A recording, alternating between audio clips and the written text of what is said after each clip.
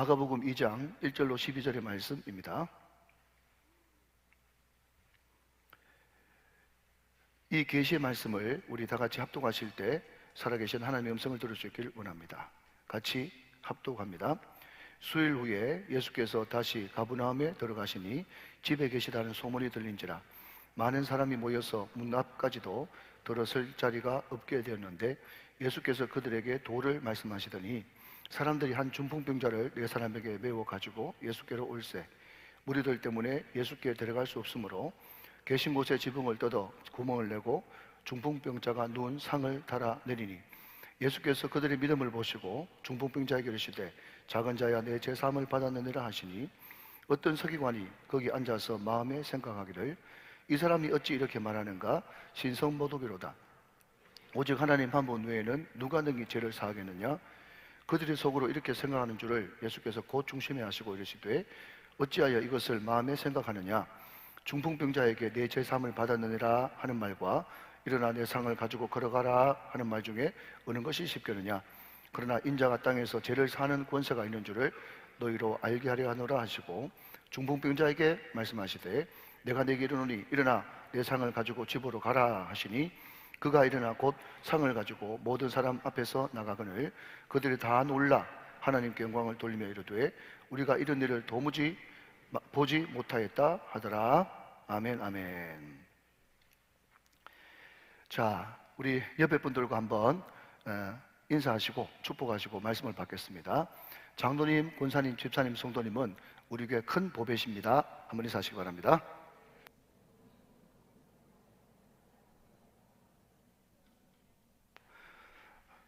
기도하시는 분이 복인 줄로 믿습니다. 예, 기도하는 분이 복입니다. 예, 얼마나 존경한 분인지 모르겠습니다. 예, 오늘도 말씀을 통해서 큰 은혜가 되시기를 바랍니다. 제가 지난번에 말씀드릴 때 마가복음 1장에 하나님의 아들 예수 그리스도 복음의 시작이다. 예, 오늘 마가복음 이렇게 바로 단도직입적으로 본론으로 들어간다. 그렇게 말씀을 드렸습니다. 예, 그래서 우리가 서론을 살피지 않고 바로 본론으로 1절 말씀을 보도록 하겠습니다. 자, 수일 후에 예수께서 다시 가버나움에 들어가셨다 그랬습니다. 자, 수일 후에, 자, 우리가 지난주에 들었던 말씀을 잠깐만 한번 복습해 보시죠. 여러분, 지난주에 우리 예수님께서 어떤 일을 하셨죠? 안식일 날 회당에서 말씀을 가르치시고 말씀 가르칠 때 귀신 들린 사람이 나와서 그 귀신 쫓아내시고 또 말씀 가르치시는 사역, 귀신 내쫓는 축사 사역 끝나고 나서 좀 쉬어야 되겠다 생각하면서 베드로의 장모의 집에 들어갔더니 거기에 베드로의 장모가 10병이 나가지고 10병을 고쳐주시고 또 좀 지나고 나서 이제는 좀 쉴까 생각했는데 온 동네 사람들이 다 모였는데 그 중에 보니까 각색 병든 사람들, 귀신 들린 사람들, 그 사람들이 한마디로 말씀드리면 좀 가정에서 온 동네 사람들이 다 그 집에 운집을 하게 되었어요. 그때 우리 예수님께서 하나님이시고 전지전능하신 분이지만 한꺼번에 다 놔버리라 이렇게 이야기하지 않고 일일이 그 사람 머리 위에 손을 얹고 안수하여 주셔서 하나님께서 안식일 온종일 동안 우리로 말하자면 새벽 기도부터 시작해가지고 저녁 늦게까지 우리 교회가 이번 주일부터 이제 밤 11시까지 사역을 하게 될 것인데 아침부터 밤 12시, 1시까지 사역을 다 끝내고 난 다음에 보통 사람 같으면 자자, 늘어지게 자자, 실컷 자자 그렇게 이야기했지만 우리 예수님께서는 그 다음날 새벽에 오히려 새벽 밝기도 전에 오히려 새벽 미명에 일찍 일어나서 한적한 곳에 가서 거기서 기도하신 예수님. 그 예수님이 한참 기도하고 있는데 어떤 일이 벌어졌죠? 제자들이 막 예수님의 기도하는 자리까지 찾아와가지고 이렇게 이야기합니다. 뭐라고요? 모든 사람이 주를 찾나이다. 모든 사람이 주를 찾나이다. 지금 우리 예수님께서는 갈릴리 그 가버나움 지방에서 가장 최고의 인기 스타가 되셨어요. 이제 절정의 인기를 구하고 있어요. 그렇지만 우리 예수님께서는 그 모든 사람들의 박수, 인기, 그 모든 것들을 다 한 발 물리시고 다른 가까운 마을들로 가자. 거기서도 전도하느니 내가 이를 위해서 왔다. 물론 거기 있으면서 말씀 전하는 것도 죄 아니고 병 고쳐주는 것도 귀신 쫓아내주는 것도 다 죄 아니고 좋은 일이지만 그럼에도 불구하고 예수님께서는 깊이 새벽에 하나님의 음성을 듣고 또 하나님의 프로젝트를 받으심으로 말미암아서 오늘 나에게 주시는 하나님의 말씀은 여기에 머물러도 좋지만 다른 마을들로 가는 것이 하나님의 뜻이구나 생각하면서 다른 가까운 마을들로 가서 순종하는 발걸음이 옮겨질 때 그 동네뿐만 아니라 예수님이 가는 곳마다 온 갈릴리가 복음으로 뒤덮이는 역사가 일어났더라. 그것이 지난주에 살펴봤던 말씀이죠. 자, 여러분, 그러니까 지금 우리 예수님의 인기가 어떤 상태라고요? 인기 절정에 갈릴리의 스타가 되셨단 말이죠. 그러니까 지금 그 인기가 있는 상태입니다. 그 상태에서 수일 후에 계속 그 사역을 해나가는 그 시점에 예수께서 다시 가버나움에 들어가시니, 다시 가버나움에 들어가셨다라고 하는 이 말은 무슨 말인가 하면 이제 사역을 일단 다 마치시고 이제 집으로 들어오셔가지고 오늘 퇴근하셨다, 이렇게 생각하면 되겠죠. 자, 퇴근하셨으니까 어디 계신 거예요? 집에 계시죠.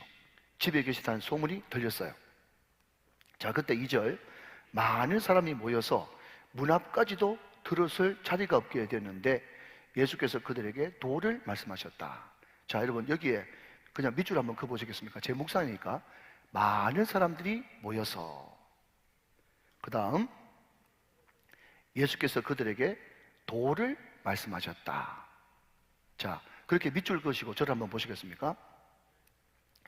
여러분, 많은 사람들이 모이는 게 절대 죄가 아닙니다. 그죠?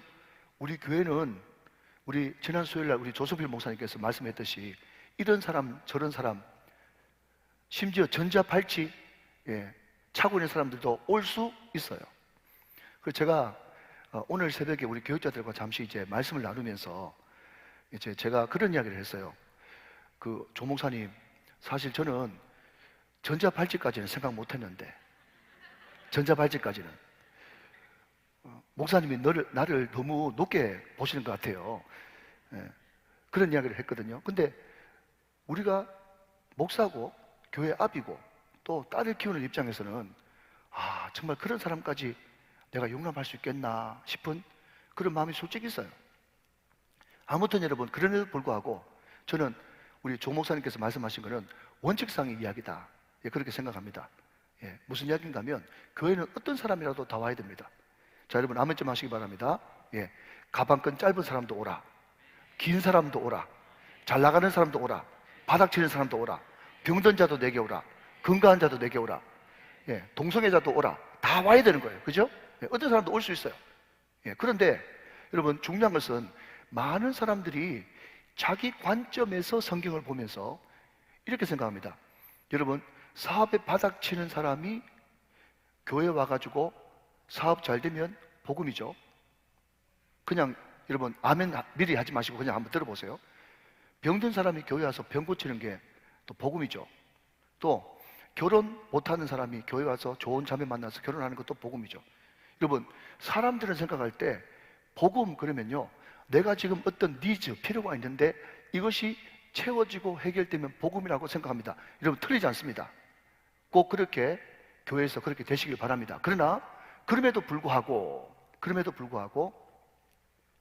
우리 예수님께서 말이죠, 결론부터 먼저 말씀드리면 중풍병자가 찾아왔거든요. 근데 이 중풍병자, 이것을 두 가지로 볼 수 있는데, 하나는 우리가 생각하는 그런 중풍병자일 수 있고 말이죠, 어떤 혈관 질환자 말이죠. 그런데 원문의 뜻은요, 마비된 자, 이런 뜻이에요. 마비된 자. 그러니까 지금 여러분, 우리가 신학적으로 2차로 3차로 좀 깊게 들어가면 이 중풍병자가 누군가 하면요, 하라 148가지, 하지 말라 365가지, 총 613가지의 율법에 꽁꽁 묶여가지고, 여러분, 오늘 성경 말씀 보면 거기에 6절 말씀에 보면 어떤 서기관이 거기 앉아서 마음의 생각을 하기를, 여러분, 거기 사람들이 운집에 있는데 거기에 정말 갈급해가지고 병 낫기를 원하고 문제 해결함을 받기를 원하는 그 사람들만 거기 앉아있는 것이 아니라, 어른 사람들 보니까 제가 비유로 말씀드립니다. 수첩을 가져와가지고 좀 막 적는 사람이 있어. 이 사람들이 누군가 하면 말씀을 듣고 은혜 받으려고 하는 게 아니라 진상조사단이 나온 거예요. 뭐라고요? 예수님이 지금 갈릴리에 지금 스타로 떴는데 저 사람이 이야기하는 것이 이단 사상이 있는가, 우리가 어릴 때부터 배웠던 그 율법하고 차이는 없는가 해가지고 진상조사단이 거기 나와 있다니까요. 그런데 여기 나오는 서기관, 바리새인들, 사두개인들, 율법사들, 그 사람들이 말이죠, 자기들은 지키지도 못하면서 하라 하지 말라 그 613가지에다가 또 거기에다가 더 잘 믿으려고 가지를 쳐가지고, 이 가지 친 것을 복음서에는 뭐라고 부르는가 하면 장로들의 유전이다 이렇게 부르거든요. 거기에 수천 수만 가지 가지를 내려가지고 자기는 지키지도 못하면서 거기에 지금 로마 시민지에 있고 앞지에 있는 그 사람들한테 해야 된다, 하지 말아야 된다, 해야 된다, 하지 말아야 된다, 그것을 막 이야기하니까 그 사람들이 막 감당이 안 돼가지고 온몸이 막 율법으로 꽉 묶여가지고 마비된 상태. 여러분, 여기에 중풍병자는 누구를 가르친가 하면 예수님 당시에 영적으로 신앙적으로 껍데기밖에 없고 형식에 묶여서 완전히 마비된 상태인 이스라엘의 상태를 이야기하는 거예요. 그게 여러분 진의입니다. 아시겠죠? 그런데 그 중풍병자들에게 예수님께서 딱 보시자마자 하는 말이 뭔가 하면 내 죄사함을 받았느니라 그랬거든요. 내 죄사함을 받았느니라. 그러니까 옳다구나, 걸렸다 하면서 이 사람들이 속으로 딱 생각하기를, 하나님에 의해 누가 죄를 사하겠느냐 하면서 속으로 생각하는 거예요. 자, 여러분 뒤에 할 걸 앞에 다 해보면 안 되죠. 그러니까 여러분 제가 말씀드리고 싶은 건 뭔가 하면, 우리 주님의 관점에서는 여러분 병든 사람이 병고침을 받고, 여러분 바닥치는 사람이 사업에 성공하고, 문제에 여러분 묶여있는 사람이 문제 해결만 받고, 그것도 중요하겠지만 뒤에도 말씀드리겠지만, 그러나 우리 주님께서 이 땅에 오신 목적은, 인자가 이 땅에 온 것은 죄 사는 권세가 있는 줄 모르느냐, 죄사함의 복음을 전하시기 위해서 이 땅에 오셨거든요. 자, 여러분 오늘 여러분 여기 2절에 나오는 이 수많은 사람들 말입니다. 이 수많은 사람들이 예수님을 만났을 때 정말 여러분 복음을 듣기 위해서, 복음이 뭐죠? 예수 그리스도. 예수 그리스도가 어떤 분이죠? 그분은 창조주시고 구원자. 할렐루야. 그분은 우리의 죄를 사하시는 유일한 분. 그분의 진리의 말씀을 들으려고 왔겠는가? 아니면 자기의 문제 해결을 하러 왔겠느냐 말이죠. 어떤 쪽이죠? 문제 해결을 하러 온 거예요. 또 도대체 어떤 기적을 행하는지 보려고 온 거예요. 물론 그 중에는 말씀 듣는 사람도 있겠죠. 여러분, 많은 사람들이 좀 착각하는 것 중에 하나가 바로 이겁니다. 금요 기도회에 굉장히 여러분, 우리는 이 말씀을 들으면 뜨거울 수 있어요. 그런데 이 말씀이 그런 진리가 아니라는 것을 좀 밝혀드리고 말씀을 좀 이어나가도록 하겠습니다. 마태복음 11장 12절 말씀을 우리가 같이 한번 보도록 하겠습니다. 굉장히 잘 아시는 말씀이에요. 마태복음 11장 12절의 말씀입니다. 자, 같이 한번 읽어보세요. 시작. 세례 요한의 때부터 지금까지 천국은 침노를 당하나니 침노하는 자가 빼앗느니라 그랬어요. 자, 좀 띄워놓으시고요. 여러분, 이 말씀은요 굉장히 잘못 오용된 말씀 중에 대표적인 케이스입니다. 우리는 어릴 때부터, 저부터 시작해가지고 천국은 침노, 빼앗는 사람 차지다. 그러니까 어떻게 하든지 우리가 매달리고 야곱처럼 소나무 뿌리 뽑고 어떻게 하든지 내 손 밤이 새도록 철화를 해서라도 내 손 아래 가지고 반드시 받아내는 것, 그것이 침노하는 자고 그것이 축복받는 사람이고 그것이 영적으로 대단한 사람으로 알았어요. 여러분, 그런 요소는 있습니다. 기도는 기본적으로 여러분 강청이라는 것이 들어가 있기 때문에. 그런데 여러분, 공동번역 성경이라고 들어보셨어요?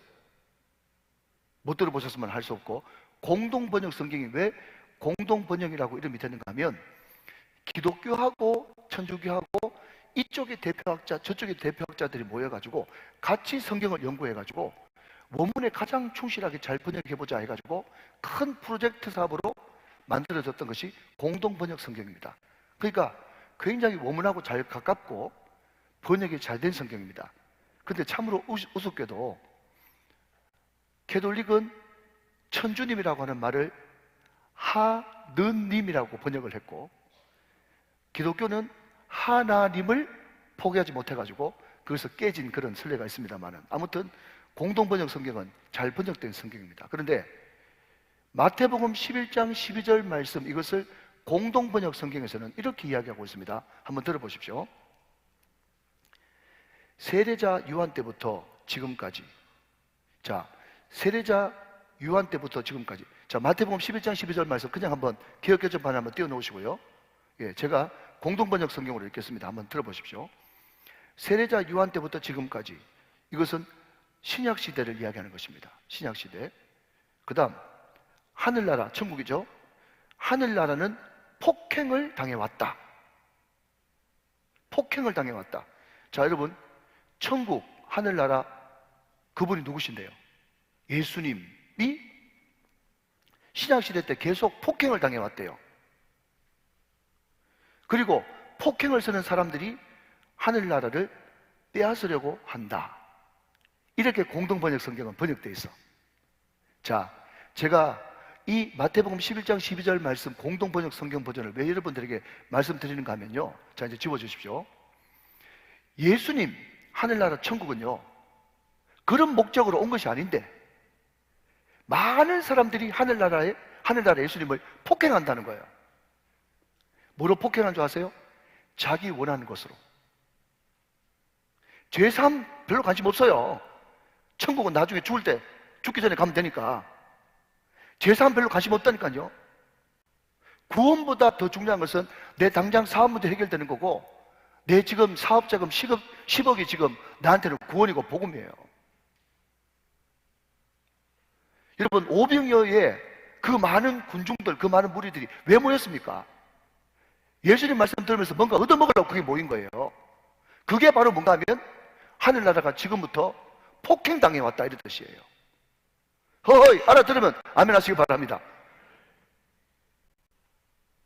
여러분, 예수님께서 낙이 타시고 여러분 예루살렘 입성하실 때 수많은 사람들이 종려나무 가지를 흔들면서 여러분 호시아나 호시아나, 예수님 우리를 구원하소서, 주여 우리를 구원하소서 노래 불렀지 않습니까? 저는 세상 노래 잘 못합니다만은 그 가수 태진아 씨가 예수를 믿고 나서 이제는 태진아 집사가 됐거든요. 근데 그 사람이 너무 은혜를 받아가지고 자기도 모르게 두 손을 들고 찬양 부르는데 이렇게 불렀대요. 종려나무 흔들며.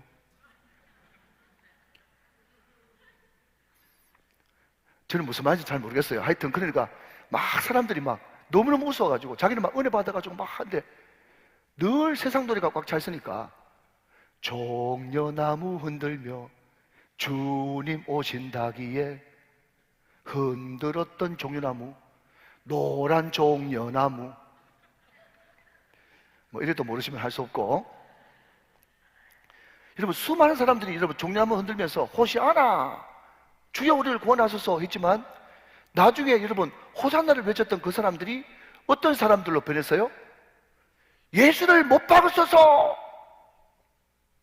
자기 스스로 하나님의 아들이라고 하는 저 신성모독하는 저 사람을 십자가에 못 박으소서, 십자가에 못 박으라고 고함 지르고 여러분 손가락질하는 폭도로 변했다는 거예요. 사랑하시는 여러분, 오늘 제발 죄송합니다. 우리 성도들한테 그런 이야기해서 주일 낮에 오시는 분들은요, 이런 분들 저런 분들 방문하시는 분들, 여러분 그냥 단행하시는 분들, 한번 와보시는 분들, 그런 분들이 많이 있기 때문에 그분들은 설사 예배 나올 때 자기 마음 평안을 위해서 또 사업 자금을 위해서 문제 해결을 위해서 여러분 이런저런 그런 다른 문제 때문에 이 자리에 나왔다고 할지라도 오늘 금정 성령 집회에 나온 여러분만은 오늘 나의 죄를 사하시고 나에게 새 생명을 주신, 십자가 주시고 부활하신 복음의 핵심을 아는 복음의 증인들이 다 되시기를 주님의 이름으로 축원합니다. 축복합니다. 얼마나 중요한 메시지입니까? 그러나 그럼에도 불구하고 여러분, 너희들이 복음을 제대로 모르고 너희들 마음의 소원 이루려고 앉아있구나 하면서 예수님은 그 사람들을 외면한 것이 아니고, 제가 너무 은혜가 되는 것은요, 자 여러분 2절 말씀 한번 더 보시면, 많은 사람들이 모여서 문 앞까지도 들어설 자리가 없게 되었는데 예수께서 그들에게 뭐를 말씀하셨어요? 도를 말씀하셨어요. 자 여러분 한번 따라 하시겠습니까? 로기오. 시작. 로기오. 이 로기오가 어디서 나는가 하면 로고스에서 로기오가 나왔거든요. 로고스가 뭡니까? 말씀이죠. 이 도를 가르치셨다, 이 말을 다른 말로 바꾸면 말씀을 전해주셨다. 그럼에도 불구하고 말씀을 전해주셨다. 그럼에도 불구하고 복음을 전해주셨다. 그럼에도 불구하고 여러분, 로고스가 누군데요? 예수님 자신이죠. 예수님 자신을 소개시켜 주셨다. 사랑하는 여러분, 제가 방금 이런 말을 하고 이런 말을 또 바꾸기에 참 송구스러운 마음이 있습니다만은, 여러분, 담임 목사가 볼 때는 어떤 사람들은요, 참 자기 문제에 매여가지고 전혀 자아가 깨지지 않는 상태로 자기 소원 성취만 하려고 그 자리에 앉아 있는 분이 보일까요? 보일까요? 보이죠? 그거 볼 때는 말은 굉장히 유창하게 하고 돈도 기만 있을 줄 알고, 여러분, 굉장히 무리는 화려한 예수 믿는 기독교인인데 말만 들어보면 말이죠, 저 사람은 뭔가 좀 거듭나지 않은 것 같고 은혜라는 것을 한 번도 받아보지 않았구나라는 그런 사람이 있어요. 여러분, 그때 인간적인 생각하면 목사 마음속에는 막 불편함이 막 몰려오고 어떻게 예수를 믿어도 저렇게 믿냐 싶은 그런 마음이 들 때가 있습니다. 그럼에도 불구하고 여러분, 오늘 말씀 보니까 우리 예수님께서 그 많은 사람들을 앉혀놓고, 그 많은 사람들이 어떤 사람인데요? 다 자기의 소원 들고 온 사람 말이죠. 구원과 제사함에는 관심이 없고, 그럼에도 불구하고 그 사람들을 앉혀놓고 우리 예수님은 인간적인 강연, 인문학 강좌, 그들의 눈높이에 맞춰가지고 세상적인 이야기 하지 않고 그들에게 도를 가르치셨어요. 사랑하는 여러분, 오늘 저와 여러분이 예수님의 그 마음과 행동을 본받게 되시기를 주님의 이름으로 축원합니다. 여러분 보기에 말이죠, 영 수준이 떨어지고 영 여러분 세상에 가까운 사람이 여러분 앞에 있다고 할지라도 답답해하거나 윽박지르거나 책망하거나 그러지 말고, 사랑하는 여러분, 우리 예수님이 그랬던 것처럼 도를 가르쳐 주십시오. 여기서 또 도라 그러니까 자다가 금방 눈 깬 사람은 도를 아십니까? 그 도가 아니고, 여러분, 여기에 있는 도는 로고스, 예수님 말씀, 복음을 이야기하는 거예요. 믿으시면 아멘. 자, 3절 말씀 갑니다. 사람들이 한 중풍병자를 4사람에게 메워가지고 예수께로 왔다. 자, 4절 말씀입니다. 같이 한번 읽어보시죠. 시작. 무리들 때문에 예수께 데려갈 수 없으므로 그 계신 곳에 주병을 뜯어 구멍을 내고 중풍병자가 누운 상을 달아내리니. 자, 5절까지 있습니다. 시작. 예수께서 그들의 믿음을 보시고 중풍병자에게 이르시되 작은 자야 내 제사함을 받았느니라 하셨다. 그랬습니다. 자, 여러분 보십시오. 거기에 여러분 또 한번 밑줄 그어 보시겠습니까? 4절 말씀에 무리들 때문에 그랬습니다. 그냥 이게 제 묵상이에요, 여러분. 제 묵상. 근데 여러분의 묵상도 크게 다르지 않을 거예요? 자, 지금 온 사지가 마비된 중풍병자가 있어요. 여러분, 유대인들은요, 지금은 아니지만 그 당시 예수님 시대 때 유대인들은요, 제일 하나님께 저주받은 병이 2가지라고 생각했어요. 하나는 나병, 하나는 중풍병이에요. 그래서 성경에 나병과 중풍병이 많이 등장하는 거예요. 근데 여러분, 항상 나병과 중풍병이 성경에서 고침받을 때, 특별히 예수님의 신약시대 때는 말이죠, 나병과 중풍병이 분명히 고침을 받았는데 네 병이 깨끗하게 나았다, 그렇게 의학적인 용어를 사용하지 않고 네 제사함을 받았다고 항상 그렇게 이야기한다는 거예요. 다시 한번, 예수님 시대 때 가장 심각한 질병 2가지가 하나는 한세시병, 나병이고 또 하나는 중풍병이었는데, 그것이 예수님의 저주를 받은 병이라고 생각했는데, 항상 예수님께서는 성경에서 나병과 중풍병을 고칠 때 네 병 나았다, 그런 의학 용어를 사용하지 않고 네 제사함을 받았다면서 종교적인 용어를 사용하더라 하는 것이죠. 여러분, 그렇기 때문에 오늘 여기 나오는 중풍병, 다시 한번 다른 말로 바꾸면 마비되는 병, 이것이 결단코 육신의 병도 병이지만 그 당시 이스라엘의 영적 상태를 알려주는 그런 메시지가 된다는 그 말이 절대로 틀린 말이 아니라는 거예요. 그런데 여러분, 교회 바깥에 나가면 정말 영적으로 완전히 마비가 되어서 돈에 묶이고 세상에 묶이고 자기 여러분 출세욕에 묶이고 또 여러 가지 세상에 얽매이는 것으로 묶여가지고 사지가 꼼짝달싹 못하는 그런 중풍병 환자들이 너무 많습니다. 아멘 하시기 바랍니다. 중풍병 환자들이 너무 많아요. 그런데 오늘 여러분 4절 말씀에서 정말 제 가슴을 찢고 제 가슴을 치게 만드는 것은 뭔가 하면, 그 중풍병 환자들이 교회 와야 되는데 그분들도 여러분 교회 오고 싶어요. 고개를 끄덕끄덕. 그분들도 여러분 교회 와서 구원이라는 것이 뭔지, 예수님이라는 분이 누군지 여러분 듣고 싶고 믿어보고 싶어요. 그런데 문제가 뭔가 하면 거기에 이미 들어와 있는 꽉 찬 무리들 때문에 예수님께 도무지 나갈 방법이 없었다는 거예요. 여러분, 지금까지는 적용설교제 무슨 이야기입니까 여러분? 그 무리들, 많은 사람들이 예수를 믿고 싶은데 교회에 꽉 앉아가지고 예수님께 나아가는 그 무리들 속에 어쩌면 저의 이름, 여러분의 이름이 있을 줄 모르죠. 여러분, 꼭 기운실이라고 하는 기독교 윤리실천운동, 여러분 기운실 이름을 안 된다고 할지라도 여러분 다 압니다. 그리고 우리가 코로나 3년 동안에 많은 성도들을 잃어버렸어요. 그 잃어버렸던 그 이유가 뭔가 하면요, 물론 코로나 때 지독하게 모이는 전혀 자기 상식과 맞지 않는 그런 행동을 하는 것 때문이기도 하지만 교회에 정말 도무지 자기 상식하고 자기 신앙하고는 맞지 않는 그런 행태들이 교회 안에서 너무 많이 벌어지고 있거든.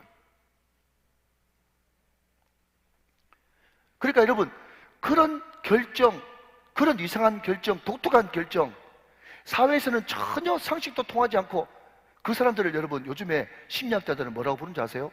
사회방언이라고 합니다. 사회방언. 사회방언이 무슨 소리냐? 사회 사람들이 전혀 알아듣지를 못한 말이에요.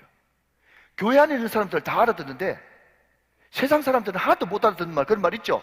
여러분, 부정적인 이야기이기 때문에 오래 이야기하지 않습니다. 교회 안에서는 통하는데 세상 밖에서는 통하지도 않는 택도 없는 말, 그런 말 있지 않습니까? 독특한 말들. 그런 말들이 그냥 100에 하나, 1000에 하나 나오면 아, 이게 교회 문화니까 이럴 수도 있겠다 싶은데 너무 상식에 안 맞는 말이 많고, 한 교회 안에서도 정말 담임 목사님 이야기하는 거나, 그냥 여러분 저는 그냥 제가 대표로 그냥 맞습니다. 매를 맞습니다. 담임 목사님 이야기하는 거나 장로들 이야기하는 거나 중직들이 앉아가지고 이야기하는 거를 20대, 30대, 40대 초반에 이제 청년들은 당최 여러분 그것을 용납할 수도 없고 받아들여지지도 않는 거예요. 여기까지만 합시다. 그게 바로 뭐냐면 오늘 4절에 나오는 무리예요. 오늘 저와 여러분이 무리 아닙니까? 세상 사람들은 장로님이라고 하니까, 집사님이라고 하니까, 권사님이라고 하니까, 목사님이라고 하니까 어떻든지 그분을 통해서 예수님의 형상이 비춰지기를 원하고 복음이 들려지기를 원하고, 아, 예수 믿으면 저렇게 변하는구나, 이것을 보고 싶은데 전혀 보여주지 못해서 저 사람이 저렇게 교회 오라내고 교회 중직이라고 하는데 전혀 안 변한 거 보면 무슨 교회 안에 소망이 있겠는가 하면서 예수님마저도 하찮은 인물로 그냥 등을 돌려버리는 그런 역할을 지금 한국교회가, 우리 교회가 내가 하고 있지는 않는가를 깊이 한번 생각해 보자 말이에요.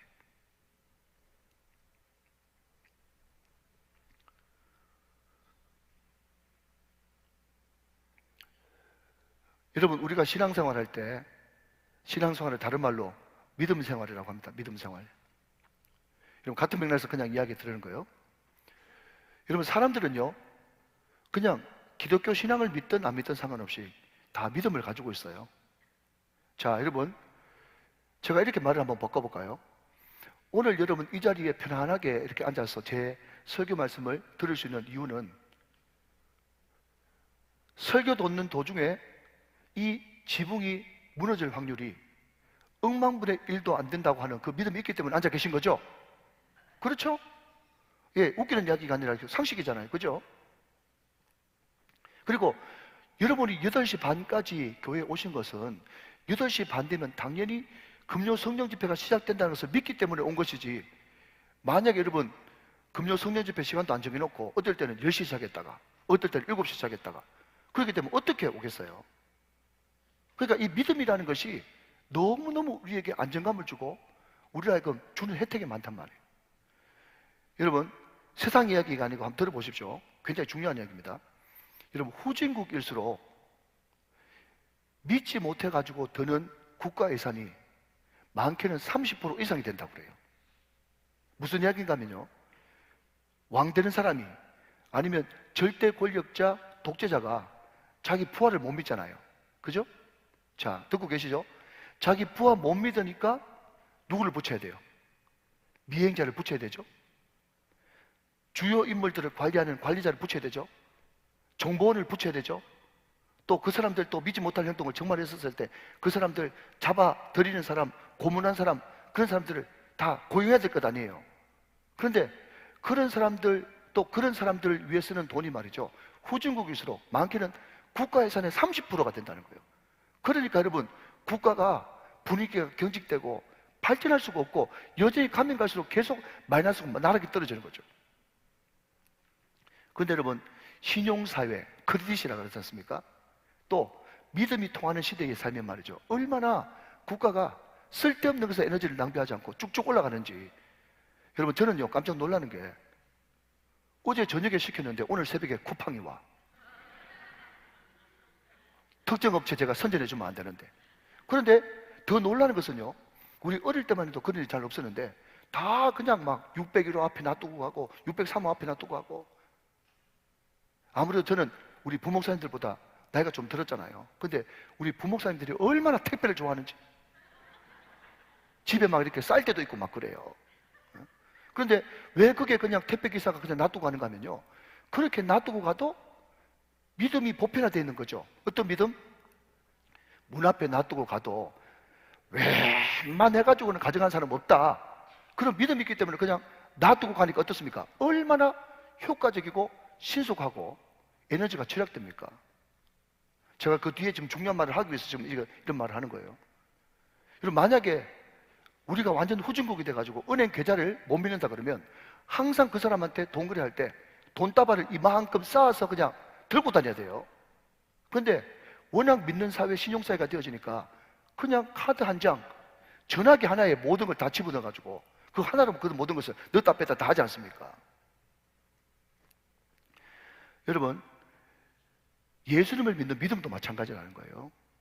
믿음이 없으면요, 제가 볼 때 믿음이 없는 사람은요, 목사는 여러분 영적인 압이고 또 영적 리더이기 때문에 그 사람 보면 뻔히 하지 않습니까?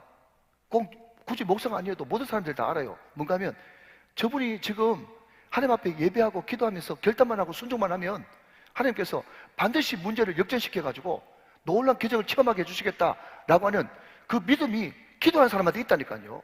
그런데 이 사람 마음속에서 진작 믿음이 없기 때문에 여러분, 그렇게 모든 사람들이 쉽게 할 수 있는 그 한 가지 일을 100번 망설이고 200번 망설여가지고 겨우겨우 하나 하는 겁니다. 그러니까 에너지도 없고 그게 역사도 안 된다는 거예요. 여러분, 제가 소개시켜 드릴게요. 여러분, 마가복음에 나오는 혈류증을 앓는 여인이 있지 않습니까? 그 뒤에 나오겠지만 이 여인한테는 믿음이 있었어요. 어떤 믿음이요? 내가 예수님의 옷자락에 손만 대면 낫겠다고 하는 믿음이 있었단 말이에요. 여러분, 수로보니게 여인한테는 믿음이 있었어요. 뭔가 하면 내가 예수님 만나가지고 예수님께서 말씀 한마디만 해주시면 내 딸의 흉악한 귀신이 나간다고 하는 믿음이 있었단 말이죠. 여러분, 믿음이 있으면 에너지가 있기 때문에 다른 잡스러운 것에 신경을 안 씁니다.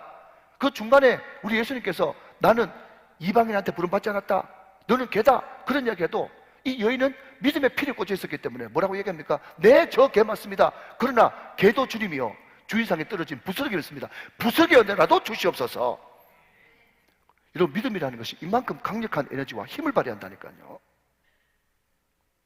이런 백부장의 믿음도 마찬가지 아닙니까? 내 종이 지금 병 들어가 죽게 됐는데 예수님 고쳐주시옵소서 그렇게 이야기했더니 예수님께서 가자, 내가 고쳐주리라 라고 했었을 때 백부장이 뭐라고 고백하죠? 굳이 오실 필요 없습니다. 제가 감당치 못하겠습니다. 내 밑에 수하에도 내 부하들이 있는데 저들은 오라면 오고 가라면 갑니다. 말씀만 하시옵소서 낫겠나이다. 그렇게 이야기했단 말이죠. 여러분, 제가 금요일마다 제 아들 녀석하고 통화를 이렇게 합니다. 제가 여러분 그 짧은 시간에 물었죠. 재민아, 요즘에 네 염려와 걱정이 뭐냐? 그렇게 물어봤더니 아들이 딱 여러분 이걸 젊은 애들 용어로 낚시에 걸렸다 그러는데, 낚시에 제 아들이 걸렸어요. 하는 말이 뭔가 하면 아빠 지금 어학연수 마치고 다시 한국 돌아가서 어떻게 다음 공부를 하고 다음 스텝을 할지 그게 걱정이에요. 그렇게 이야기를 하는 거예요. 제가 그때 이야기했습니다. 뭔가 하면 그 염려한다고 키를 한 자나 더 크게 할 수 있느냐? 제가 예수님도 아닌데 자, 여러분 보십시오. 우리 젊은이들이 말이죠. 20대 젊은이들이 정말 고등학교 3학년 때는 대학 갈 걱정, 또 대학 가면 군대 가고, 군대 가면 졸업하고, 졸업하면 취직하고, 여러분 취직하면 또 결혼 걱정하고, 얼마나 여러분 걱정들이 많습니까? 그러니까 젊은이들 얼굴에 기쁨이 하나도 없는 것은 앞으로 넘어야 될 산이 첩첩산중이니까 그냥 미리 그 염려를 땡겨서 하니까 웃을 일이 하나도 없고 재밌는 일이 하나도 없는 거예요. 다시 한번 여러분, 그 걱정한다고 그 걱정한 대로 환경이, 현실이 변하게 된다 그러면 걱정을 10,000번, 20,000번이라도 하라 그러죠. 여러분, 어학연수 마치고 와가지고 복학하면 그냥 공부하면 될 것 아닙니까? 저가 아버지가 없어요? 엄마가 없어요? 뭐가 없어요? 위에 계신 아버지. 그래서 여러분, 마태복음에도 뭐라고 얘기합니까? 무엇을 먹을까, 무엇을 마실까, 무엇을 입을까 염려하지 마라. 이것들은 다 이방인이 하는 것이요. 여러분, 이방인이 누군지 아십니까? 이방인을 다른 말로 바꾸면 아버지 없는 사람을 이방인이라고 하는 거예요. 그러나 우리에게는 아버지가 있다. 하늘 아버지께서 너에게 무엇이 있어야 될 줄 다 아시느니라. 하나님은 아신다는 거예요. 아신다 이꼴 공급하신다는 거예요. 책임지신다는 것입니다, 여러분. 그러니까 여러분, 6개월 뒤, 1년 뒤를 걱정하지 말고, 내가 그런 이야기 했어요. 재민아, 6개월 뒤, 1년 뒤를 걱정하지 말고 니한테 지금 중요한 것은 하나님이 나를 사랑하신다. 하나님 지금도 나와 함께 계신다. 아멘. 이것을 믿는 믿음이 중요하단 말이죠. 그게 하나 더 붙인다면 여러분 잘 들으십시오. 정말 기가 막힌 일입니다. 자꾸 하나님이 저 사람 편일까 내 편일까 그런 거 걱정하지 말고 다시 한번요, 네가 하나님 편에 있는지 그것을 점검하라는 거예요. 하나님이 지금 내 편 들어주겠습니까? 저 사람 편 들어주겠습니까? 그거 신경 쓰지 말고 네가 지금 하나님 편에 서 있는가? 그것을 확신한다면 하나님은 반드시 함께 계셔서 함령할 선을 이루시고 무조건 끝은 달되게 하시죠. 만절필동이라고 또 나오네. 만절필동. 1만 만자에 여러분 굽다 할 때 절자 반드시 필. 동력동. 여러분 중국의 저 황하경이 말이죠, 저 동쪽에서부터 그 사람들 입장에서는 우리의 서해가 동해 아닙니까? 그죠? 그냥 그렇다고 아십시오. 저 중국의 서쪽에서부터 시작되는 그 황하간이 동해까지 여러분 빠져나갈 때까지 만절, 10,000번도 굽이치는 그런 고비와 꺾임이 있지만 그럼에도 불구하고 필동, 반드시 동해 바다로 빠져나가는 것처럼 하나님을 사랑하는 자, 곧 그 뜻대로 부르심을 입은 자들에게는 반드시 모든 것이 합력하여 선을 이루는 역사가 있게 될 줄로 믿습니다. 여러분, 그러니까 우리의 믿음은 말이죠, 어떤 믿음이 되어야 됩니까? 하나님이 어떤 상황에서도 나와 함께 계신다. 하나님을 나를 사랑하시며 나를 향한 놀라운 계획을 가지고 계신다. 내가 주님 편에 있고 내가 늘 거룩과 성결과 하나님 앞에 깨끗한 마음으로 나가면 하나님은 나를 도와주실 수밖에 없고 서실 수밖에 없다 라고 하는 믿음. 이 믿음이 있으면 여러분, 이 믿음이 나로 하여금 얼마나 강력하게 하며 얼마나 여러분 에너지 넘치게 하며 이 믿음이 얼마나 많은 기적을 일으키게 하는지 모른다는 것입니다. 사랑하신 여러분, 쓸데없는 데 신경 쓰지 마시고 본질을 붙드십시오. 믿음을 가지십시오. 그래서 하나님 앞에 선포하면서 큰 믿음 달라고, 나의 용량을 크게 달라고 여러분 기도하면 하나님께서 믿음 있는 여러분들을 통해서 강력한 하나님의 역사를 일으켜 주실 것입니다. 여러분, 저는 새벽마다 기도하는 제목이 하나님, 우리 울산 땅이 정말 인천, 순천, 광양, 여수, 포항, 서울, 인천처럼 기독교 인구가 30%, 40%, 50%가 막 돼가지고 울산의 국회의원, 구청장, 시장 어떤 리더급이라도 예수 믿지 않고는 부끄러워 견디지 못한 도시가 되게 하여 주시옵소서. 여러분, 크게 기도하는 거예요. 크게 기도하는 거예요. 여러분, 기도하고 믿음으로 나갈 때 반드시 되는 역사가 일어날 줄로 믿으시면 자, 여러분 5절 말씀 보십시오. 예수께서 그들의 믿음을 보시고 중풍병자에게 이르시되 작은 자의 내 자삼을 받았느니라 그랬습니다. 자, 여러분 5절 말씀에서 또 신학적인 문제가 딱 하나 걸리는 게 나타납니다. 자, 여러분, 믿음은 개인적으로 구원받아요? 아니면 마누라 치맛자락 붙들고 천국 갈 수 있어요? 구원은 개인적입니다. 그런데 제가 왜 이런 말씀을 드리는가 하니까 5절 말씀 보니까 마치 내 친구의 믿음 때문에 그 중풍병자가 구원받는 것처럼 충분히 느껴질 수 있는 그런 구절이죠. 자, 다시 한번 여러분 이 말을 듣고 우리 5절 말씀을 다시 한번 봅시다. 예수께서 자, 중풍병자라고 했으면 단수 그의 믿음을 보시고 했을 텐데 그들의 믿음을 본다라고 하니까 그들이 누굽니까? 친구를 매단 내 친구죠. 그들의 믿음을 보시고 중풍병자에게 이르시되 작은 자야 내 죄사함을 받았느니라 그랬습니다. 자, 여러분 여기에 보시고라고 하는 이 단어가 에이도라고 하는 단어를 씁니다. 일단 좀 알아놓으시고요. 에이도. 제가 이게 궁금해가지고 여러 주석책을 이렇게 찾아봤어요. 예, 그러니까 이렇게 해석하는 것이 가장 보편적이고 또 교리나 성경 전체에서 틀리지 않은 것 같아요. 여러분, 이 친구들이 물론 자기 친구를 사랑하고 또 이 친구를 살릴 수 있는 길은 예수님밖에 없다는 것을 이 친구들이 알았어요. 여러분, 그렇기 때문에 우리는 항상 이 자리에 앉아 있는 것이 친구들이나 이웃들의 빚 때문에 앉아 있습니다. 그래서 사도 바울도 계속해서 이야기하기를 나는 빚진 자라고 이야기합니다. 저는 그분의 신학과 그분의 사상을 전혀 동의하지 않지만 우리가 잘 아는 슈바이처 박사도 그 아프리카로 모든 명예를 다 버리고 떠났던 이유도 가만히 인생을 반추해 볼 때 내가 이 자리에서 이렇게 많은 명성과 존경을 받을 수 있었던 것은 수많은 사람들의 덕분과 또 빚 때문에 그렇다 생각해서 빚 갚으러 그 아프리카에 슈바이처가 간 겁니다. 물론 여러분 이 중풍병자는 지금 친구들에게 빚을 지고 있어서 예수님 앞에 오게 되었어요. 그런데 여러분 그럼에도 불구하고 이 친구들은 어떤 마음을 가지고 있었는가 하면 그냥 예수님이 제3을 주시는 하나님이다. 예수님이 우리의 모든 죄를 구속해 주시는 통치자다, 왕이다. 그렇게 본 것이 아니라 단순히 인간적으로 이 방법 저 방법 다 사용해도 도무지 길이 없으니까 예수님밖에는 소망이 없는 거예요. 최소한 그거를 알고 이 친구를 지붕을 떠다가지고 예수님 앞에 갖다 내려놓은 것입니다. 이 동네가 가버나움 아닙니까? 그죠? 이 가버나움 집에, 가버나움이라는 동네에 누가 살았는가 하면 베드로가 살았고 베드로의 장모가 살았어요. 그래서 어떤 학자들은 이 집이 베드로의 집이 있을 것이다 아니면 베드로의 장모의 집이 있을 것이다 그렇게 이야기합니다. 그런데 많은 사람들이 지붕 뜯은 것에 대해서 너무 크게 의미를 두는데 제가 공부를 좀 해보니까 그게 그렇게 큰 의미가 있는 것은 아니고 이스라엘 사람들은 우리처럼 지붕이 이렇게 삼각형 형태로 되는 것이 아니고 평평하게 돼 있어가지고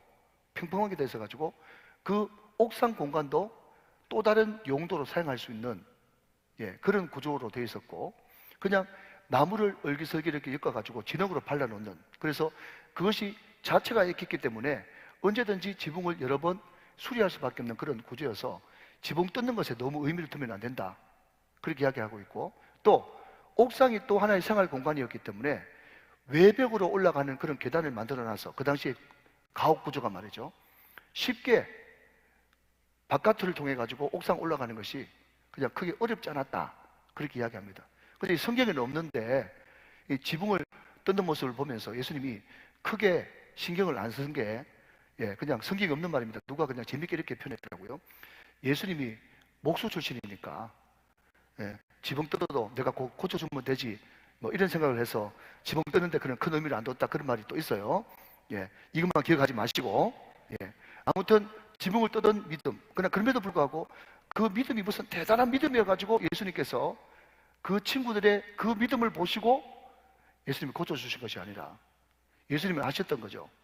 원래 아셨습니까? 그 친구들의 모습을 그 믿음을 A도 보신 거예요. 어떤 믿음요? 이 친구를 고치기 위해서는 또 이 친구의 이 마비 증상을 고치기 위해서는 길은 예수님밖에 없다. 그 믿음을 보셨다는 거예요. 그 인간적인 믿음. 여러분 그렇지 않습니까? 만약에 내 자녀가 지금 중풍병이 걸려가지고 사지가 완전 굳어 있는데 만약에 용한 사람 용한 치유자 왔다 그러면 목숨 걸고 가죠. 그것은 인간의 인지상정인 거예요. 그러니까 이 친구들의 믿음에 너무 의미를 두면 안 되고, 이 친구들의 믿음 때문에 구원받았다라고 하면 모든 것이 다 지금 성경이 틀어지는 거예요. 이해가 되시면 아멘. 아시겠죠? 예. 그러니까 이 친구들의 믿음은 대단한 믿음이 아니라 우리가 흔히 가질 수 있는 인간적인 애절함 내지는 소원 내지는 바램, 그 정도의 모습을 여기서는 믿음이라고 표현한 것입니다. 그래서 우리 예수님은 그래, 네가 나한테밖에 와서 고칠 수가 없으니까 나한테 데려왔구나 하면서 그 중풍병자, 마비된 사람을 보자마자 우리 예수님께서는 무슨 선언을 하신다고요? 내 제사함을 받았다. 그게 폭탄 선언을 해버린단 말이죠. 여러분, 그 내 제사함을 받았다라고 하는 그런 이야기를 하니까, 자, 이어서 좀 봅시다. 6절 말씀. 어떤 서기관들이 거기 앉아서 마음에 생각하기를, 자, 마음에 생각했어요. 이 사람이 어찌 이렇게 말하는가? 신성모독이로다.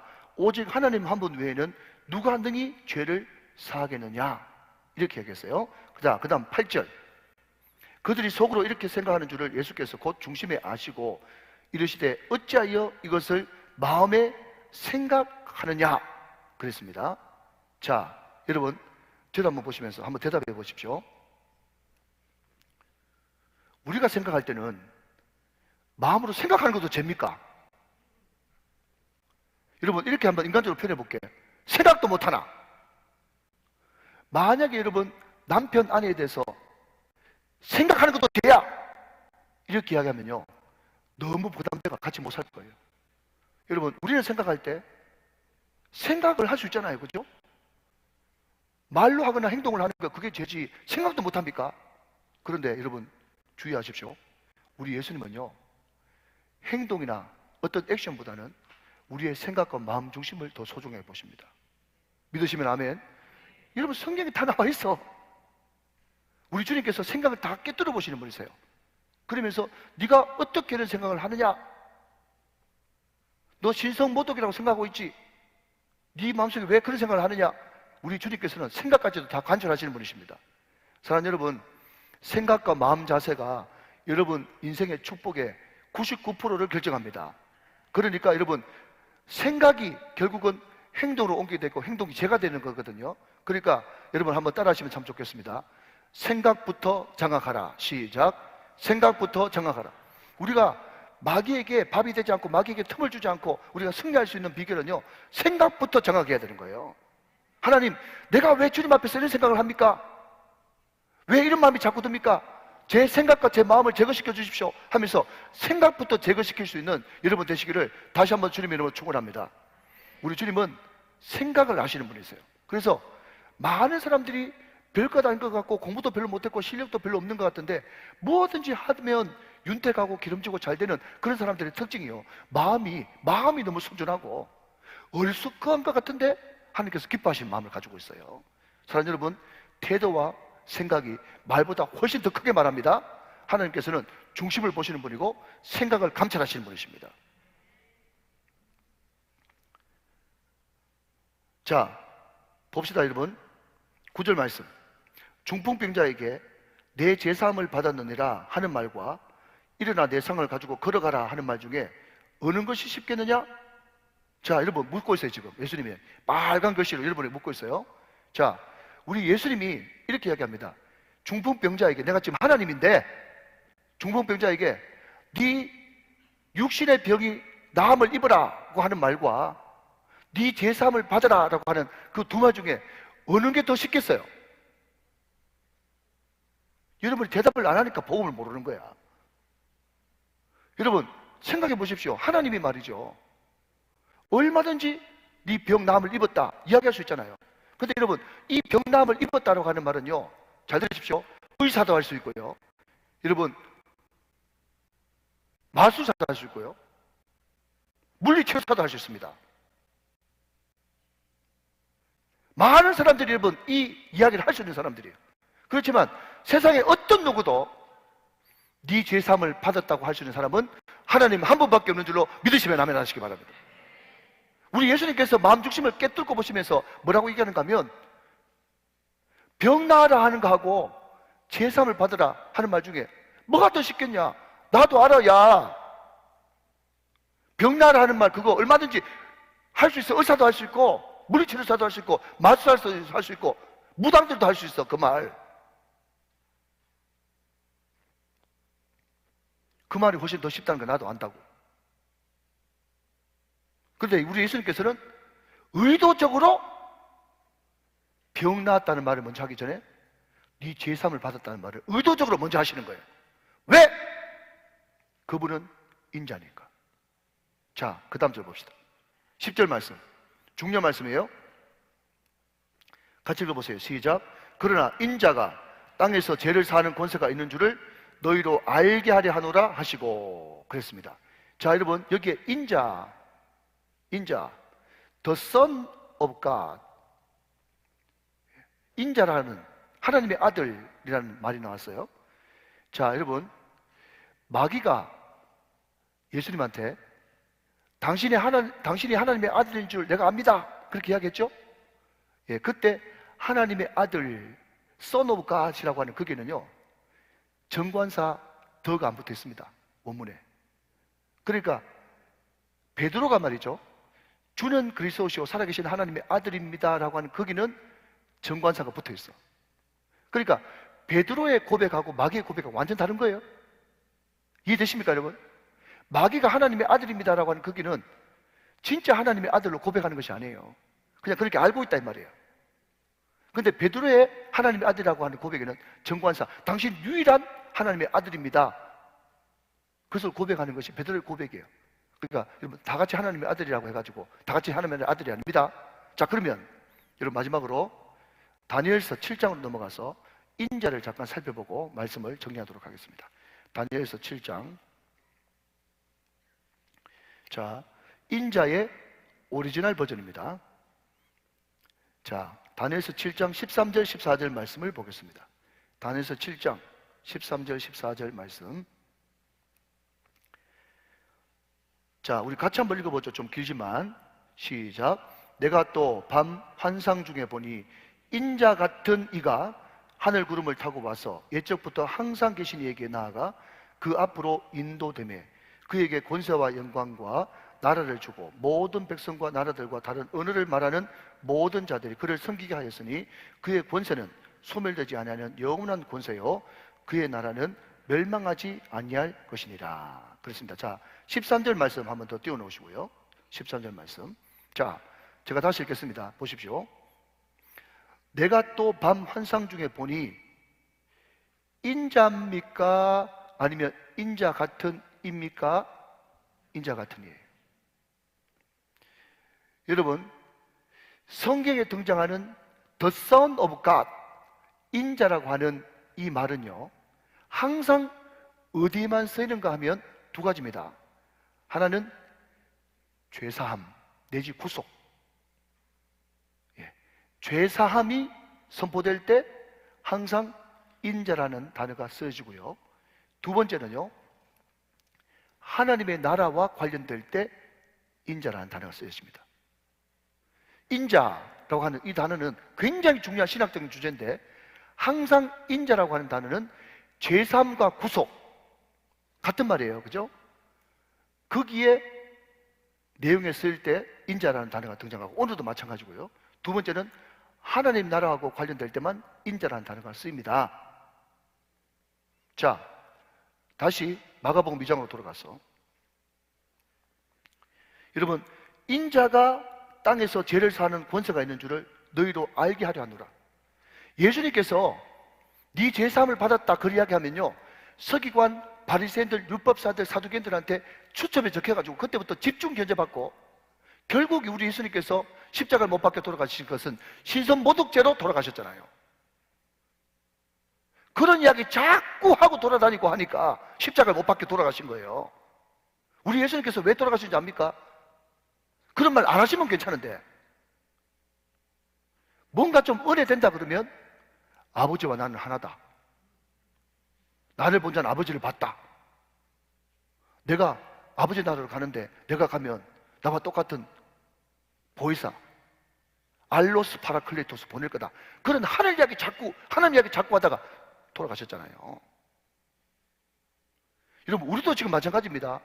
그 친구들하고 여러분 계속해서 교회에서 축복받은 이야기, 병 고친 이야기, 그게 여러분 잘못됐다는 게 반드시 그렇게 돼야 되는데, 뒤에도 잠깐 살펴보겠지만 그런 이야기만 자꾸 하면 그 사람들 우리를 안 미워해요. 그런데 자꾸 지금 우리는 하나님 나라를 살아야 된다 그러고, 우리 죽으면 또 하나님 나라 간다 그러고, 지금 눈 뜨면 예배고 눈 감으면 천국에서 그냥 영생봉단 누린다고 자꾸 하늘 이야기를 하니까 미워하잖아. 그래. 여러분, 인자라고 하는 단어는 항상 제3과 구속, 하나님의 나라와 연관될 때만 등장합니다. 왜 그분이 인자로 오셔야 되는가 하면요, 그분은 여러분 하나님이세요. 아멘. 하나님이시지만은 그 초월하신 엘로힘, 전능하시고 높으시고 광대하시고 우주보다 더 편만하신 그 전능자 하나님이 인간 세상 속으로 들어오셨다는 거예요. 여러분, 이게 신비입니다. 이게 신비예요. 인카네이션, 신비의 신비. 그 하나님 절대자가 여러분 절대로 연약함도 없고 피곤함도 없고 눈물도 없고 한숨도 없고 고통도 없는 그 하나님 신이 말이죠, 인간 세상에 들어오셔가지고 인간의 몸을 입음으로 말미암아서 우리와 똑같은 연약함, 우리와 똑같은 억울함, 눈물, 한숨, 고통을 다 겪어내신, 견뎌내신 분이세요. 그러나 그럼에도 불구하고 그분은 죄는 없으시니라.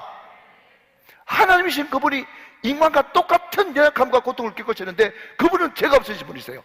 그분이 나를 대신해서 십자가에 못 박혀 돌아가셨기 때문에 그분에게는 죄사하는 권세가 있는 것입니다. 할렐루야. 여러분, 이게 복음이고요, 이걸 가르쳐주고 싶어가지고 우리 예수님께서는 가는 곳마다 도를 가르치신 거예요. 사랑하는 여러분, 예수 그리스도 그분은 누구신가? 여러분, 영원한 성경의 주제 아니겠어요? 예수 그리스도 그분은 누구신가? 그분은 인자이시다. 인자가 뭔데?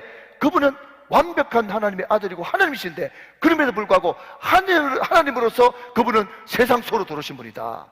세상 속으로 들어와 완벽한 인간의 몸을 입으시고 우리와 똑같은 고통과 눈물과 한숨과 견딤과 배고픔과 추위와 슬픔과 고통을 같이 겪으신 분이다. 그러나 그럼에도 불구하고 그분은 죄가 없으신 분이다.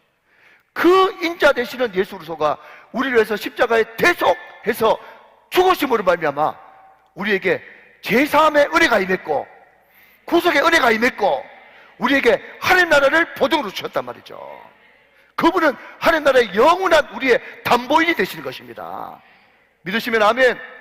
이게 복음 아니에요? 이게 복음. 예수 그리스도 하나님의 아들, 복음의 시작이라. 복음이 뭡니까? 구약은 그분은 창조주시다. 신약의 그분은 그리스도 구원자시다. 여러분, 베드로가 주는 그리스도시오 살아계신 하나님의 아들이십니다. 주는 그리스도시오 살아계신 하나님의 아들. 여러분, 이게 바로 인자예요. 인자. 주는 그리스도 구원자, 하나님의 아들. 하나님의 아들이 까지 여러분 그리스도가 되셔가지고 이 땅에 오셨단 말이에요. 도마가 이렇게 고백하죠. 주님은 나의 주, 나의 하나님이십니다. 이게 바로 인자의 설명이에요. 하나님이 어떻게 인간이 되셔서 우리의 구속자가 되어주셨는가? 사랑이 구주를 죽게 했네. 왜 날 사랑하나? 알 수가 없는 거예요. 그러니까 은혜죠, 여러분.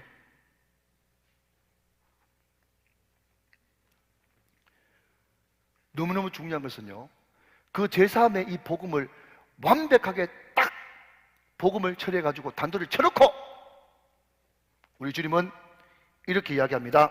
11절 말씀, 내가 내게 이르노니 일어나 내 상을 가지고 집으로 가라. 할렐루야. 여러분, 우리 주님은 영혼의 문제만 해결해 주셨습니까? 아닙니다. 육적인 문제도 해결해 주십니다. 우리 주님은 창조주시기 때문에 그 창조주를 내 마음속에 제대로 영접해서 여러분 그 안에 있는 치유의 영이 임하면요, 내 모든 어그러지고 균형 깨진 내 몸이 질서를 확 찾으면서 내 몸은 치유가 되어지는 것입니다. 하나님은 어떨 때는 기도로 고치시기도 하고 어떨 때는 의사를 만나서 고치기도 하고, 어떨 때는 여러분 약사를 만나서 고치기도 하고, 어떤 방법으로 고치든지 우리 주님이 고치신 것입니다. 여기에 균형이 필요한 거죠. 여러분, 우리 주님은 뭐라고요? 영적인 문제만 해결해 주시는 것이 아니라 육적인 문제도 해결해 주시는 분이다. 그런데 우선순위는 반드시 영적인 문제가 되어야 된다. 이 문제가 해결되고 나서 이 단추를 매고 난 다음에 그 다음에 뒤에 따라오는 것이 육신의 복이다. 그래서 내 영혼이 잘된 같이 범사가 잘 되고 강건한 축복도 받아라 이 말이에요. 여러분, 우리가 돌아온 줄부터 여전도의 한 기관에서부터 시작해가지고 이제 출발, 준비된 사수로부터 노고총교회 봉사 출발합니다. 제가 여러분 처음부터 자유를 드렸어요. 그죠? 무슨 자유요? 그 교회에서 페인트 칠해달라면 페인트 칠해주고, 그 교회에서 풀 뽑아달라면 풀 뽑아주고, 도배달라면 도배주고, 여러분 그거 다 해드리라고 말씀하셨어요. 그런데 제가 여기서 말 바꾸는 게 아니고 참 안타까운 것은 어떤 마음이 드는가 하면, 전도의 회원들이 풀 뽑는다고 다 달려붙어가지고 복음을 안 전해. 여러분, 거기 전도 회원들 가운데 풀 뽑는데 은사 없는 분 있어요. 그런 분들 억지로 풀 뽑지 말고 가서 전도하라고 그러세요. 어떤 사람은, 어떤 기관에서는 종만 고쳐주고 왔어요. 종탑 몇 명 고치고요, 다른 사람들은 마을에 전도하러 가세요.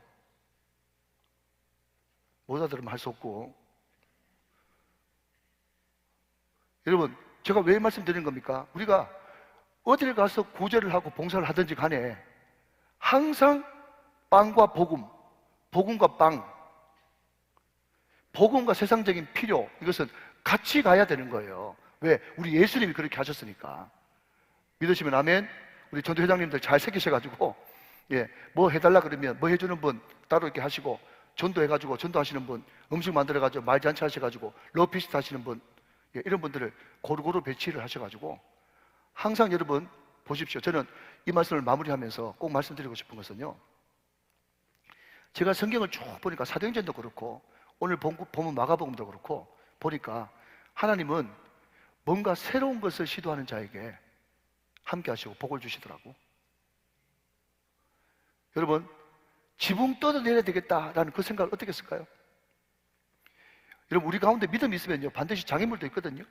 그런데 그 장애물은 더 이상 나를 낙심시키고 후회시키고 후퇴시키는 장애물이 아니라, 그 장애물은 나로 하여금 정말 장애물이 없을 때는 생각지도 못한 새로운 길을, 길 밖의 길, 길 넘어 길 위에 길을 내시려고 하는 하나님의 사인이라는 것입니다.